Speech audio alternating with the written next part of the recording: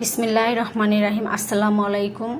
আশা করছি সবাই ভালো আছেন, আমরা আল্লাহর রহমতে ভালো আছি। তো তাহা স্কুলে চলে যাচ্ছে। ওর ব্যাগটা আমি প্রতিদিন দিয়ে দিই, ও জুতা পরে বাইর হয়ে, সেজন্য ব্যাগটা আমাকে দিতে হয়।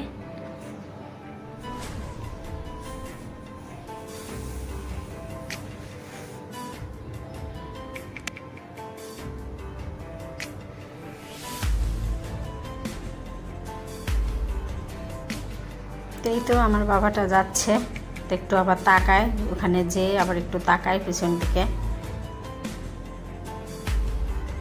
আমি জানলার কাছে দাঁড়িয়ে থাকি। আর এদিক দিয়ে রান্নাটা বসিয়ে দিলাম। মলা মাছ রান্না করতেছি, বেগুন আলু টমেটো দিয়ে আজকে রান্না করতেছি, আর ডাল বসিয়েছি। তো টেবিলে খাবারটা নিয়ে আসলাম, তো আমরা এখন খেতে বসে পড়বো সবাই।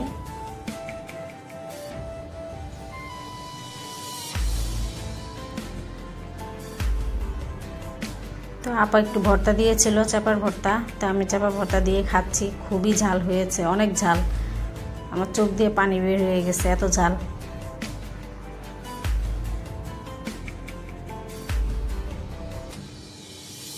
আর তাহার বাবা সিঙ্গারা নিয়ে আসছিল, তো নিচে দিয়ে দিব ওদের জন্য, আর আমরা খাবো।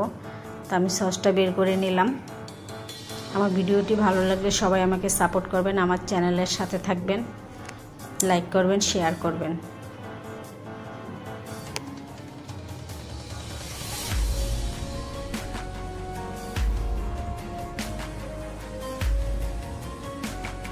তো নানজিবা সমচা পছন্দ করে, তোর জন্য সমচা নিয়ে আসছে, আর আমাদের জন্য সিঙ্গারা।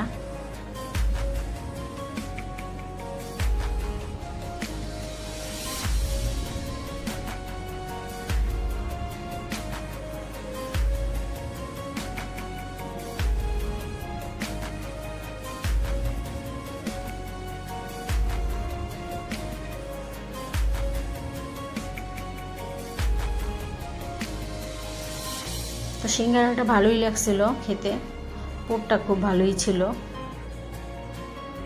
আর এখানে আমি তাহাকে কমলাটা ছিলে দিচ্ছি, কমলা টক, তো নানজিবা খাবে না, তো আমি তাহাকে দিচ্ছি, তাহা আবার টক খেতে পছন্দ করে।